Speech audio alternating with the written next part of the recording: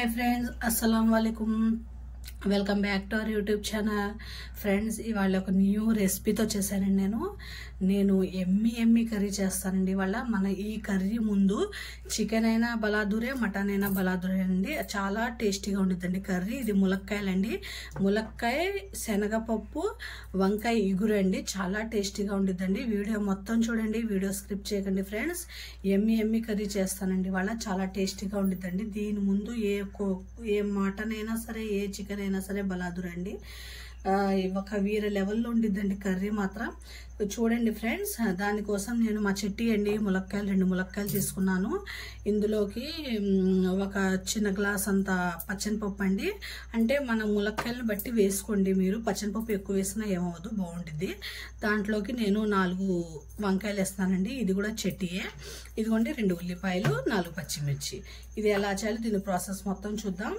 Video skip చేయకండి video మొత్తం చూడండి ఫ్రెండ్స్ పచ్చనిపప్పు అనేది కడిగేసానండి 2-3 సార్లు కడిగేసి ఇప్పుడు కుక్కర్లో సీటీ పెట్టేస్తానండి 2 విజిల్స్ వచ్చేలాగా ఒక గ్లాస్ వాటర్ వేసి కొద్దిగా పసుపు వేసి విజిల్స్ పెట్టేస్తాను ఎందుకంటే కర్రీ అనేది మనకు తొందరగా అయిపోయిందండి టేస్టీగా ఉండిద్ది ఎమ్మిగా ఉండిద్ది చూడండి పసుపు వేసి కొద్దిగా ఇప్పుడు సీటీ పెట్టేస్తాను 3 విజిల్స్ రావాలి ఇప్పుడు నేను కటింగ్ చేసుకుంటానండి ములక్కాయను ఉల్లిపాయ మొత్తం ఈ మా చెట్టి అండి చాలా బాగుంటాయండి ఎంతైనా సరే చెట్టుకాయలు తుంచి వండుకుంటే కర్రీ చాలా బాగుంటుందండి చాలా టేస్టీగా ఉండిద్ది ఎందుకంటే మనం ఎరువు అనేది ఏం వేయం కదండి చాలా బాగుండిద్ది చాలా టేస్టీగా ఉంటుందండి మనం చికెన్ కర్రీ మటన్ కర్రీ తిన్నా కూడా అంత టేస్టీ రాదండి అంత టేస్టీగా ఉండిద్ది మీరు చేసుకొని చూడండి మీరే చెప్తారు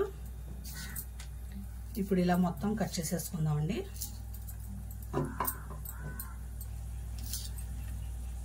వీడియో కొత్తగా ఎవరైనా నా ఛానల్ చూస్తుంటే వీడియో సబ్స్క్రైబ్ అనేది చేసుకోండి ఫ్రెండ్స్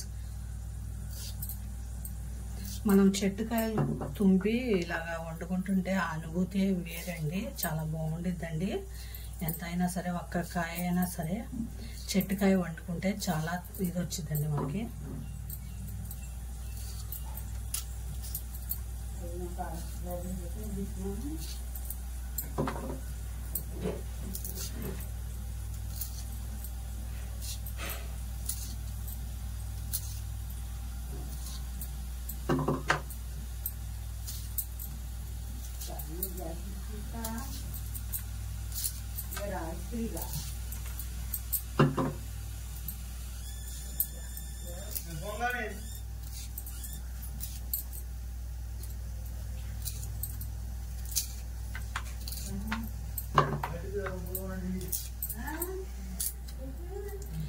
ఈ కర్రీలోకి మనకి చారు కాసుకుంటే బాగుంటుందండి చాలా టేస్టీగా ఉంటుంది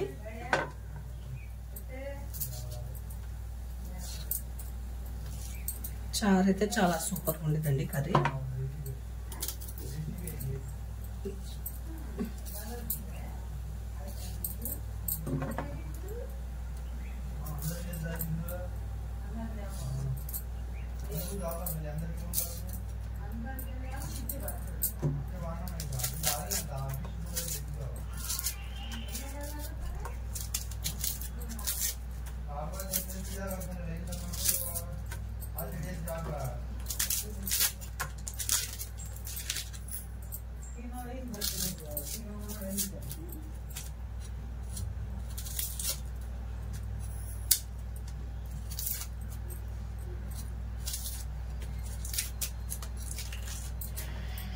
ఇలా మొత్తం కట్ చేసేసుకున్నామండి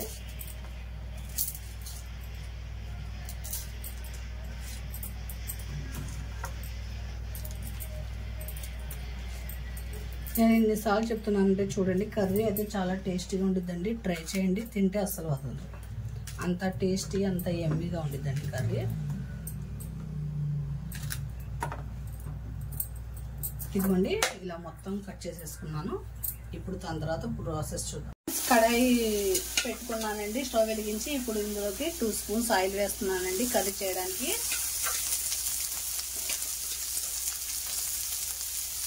మనకి పచ్చనిపప్పు కూడా ఉడికిపోయిందండి తొందరగా అయిపోయిందండి చాలా టేస్టీగా ఉండిద్ది ఉల్లిపాయ అనేది కొద్దిగా మగ్గాలండి ఇందులో కొద్దిగా పసుపు ఉప్పు వేద్దాం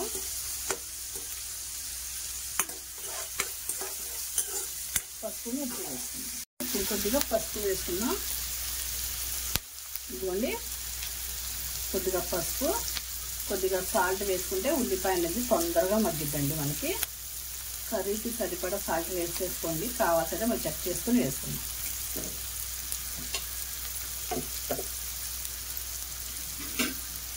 ఇది కొద్దిగా మగ్గిన తర్వాత మనం ములక్కాయ వేసేద్దాం.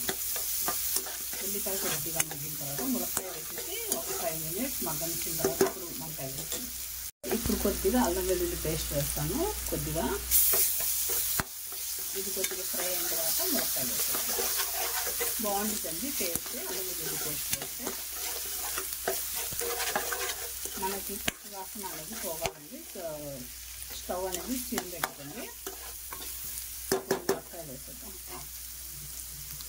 ములక్కాయ వేసేసి ఒక 5 minutes పెట్టేద్దాం. ప్లేట్ వేసి స్లో మంట మీద, ఎందుకంటే ములక్కాయ అనేది మగ్గాలి. మనకి ఇలా వేసేసి వంకాయ వేసేసి నీళ్ళు వేసేస్తే కర్రీ అస్సలు బాగోదండి. ఎప్పుడైనా సరే ఈ మగ్గాలి. ఈ ఎంత బాగా మగ్గితే కర్రీ అనేది అంత టేస్టీగా వస్తుందండి. ఇది ఒక ప్లేట్ వేసేసి ఒక 5 minutes పెట్టేస్తాను. ములక్కాయ అనేది మనకు మగ్గాలి. కొద్దిగా మగ్గింది కదా, ఇప్పుడు మనం వంకాయలు కూడా వేసేద్దాం. ఇప్పుడు కూడా ప్లేట్ వేసేసి ఒక 2 minutes మగ్గనిద్దాం. వంకాయలు కూడా మగ్గిన తర్వాత అప్పుడు పచ్చిమిరపప్పును కారం వేసేసి నీళ్ళు వేద్దాం.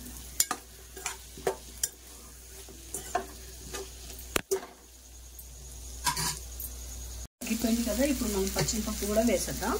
ఎందుకంటే కొద్దిగా సేపు మసాలా అనేది దానికి తగ్గింది. ఒక 2 minutes పెట్టేసి కారం వేసేద్దాం. చాలా బాగుంటుందండి కర్రీ. ట్రై చేయండి మీరు కూడా. చూసారా, పచ్చిమిరపప్పు లాగానే ఉండాలండి. కారం వేసేద్దాం. 3 spoons వేసుకోండి కారం. ఒకసారి కలిపి ఇంకా నీళ్ళు వేసేద్దాం.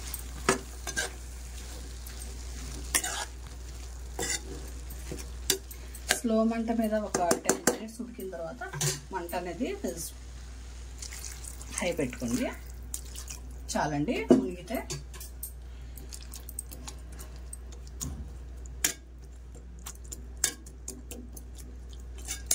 కొత్తిమీర అనేది దించేటప్పుడు వేద్దాం. ఫ్రెండ్స్, ఎంతో ఎమ్మీగా ఉండే ములక్కాయ వంకాయ పచ్చనిపప్పు కర్రీ రెడీ అయిపోయిందండి. టేస్టీగా ఉందండి. ఇదిగోండి పైన కొద్దిగా కొత్తిమీర వేస్తాను. ఎంతో ఎమ్మీగా ఉండే ములక్కాయ పచ్చనిపప్పు వంకాయ కర్రీ రెడీ అయిపోయిందండి. చూడండి, మనకి పచ్చనిపప్పు అనేది పచ్చనిపప్పు లాగానే ఉండాలండి. అప్పుడే కర్రీ టేస్టీగా ఉంటుంది. నా రెసిపీస్ నచ్చితే ఒక లైక్, షేర్, సబ్స్క్రైబ్ చేసుకోండి ఫ్రెండ్స్. కొత్తగా ఎవరైనా చూస్తుంటే సబ్స్క్రైబ్ చేసుకోండి ఫ్రెండ్స్. అల్లా హాఫీజ్.